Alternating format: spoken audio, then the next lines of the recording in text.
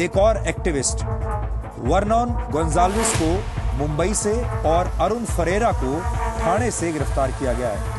नक्षलवादामुळे आजवर अनेक कुटुंब उद्ध्वस्त झाली आहेत। भोळ्या जनतेला फसवून त्यांचा वापर करून शेवटी त्यांचाच बळी घेतला जातो। यामध्ये डोकं आहे अर्बन नक्षलींचं। पुणे पुलिस ने गोवा के एक प्रोफेसर आनंद तेलतुबडे के घर पर भी छापा मारा। पण आता जनतेसह सरकारनेच यापासून स्वातंत्र्य मिळवण्याचं ठरवलंय।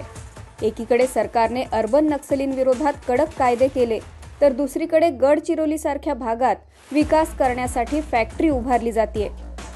सो कॉल्ड मानवतावादी समाजात राहणारे पांढरपेशे बुद्धिजीवी जे शहरात राहून नक्षलींना रसद पुरवतात, त्यांच्या मुसक्या आवळल्या जाणार।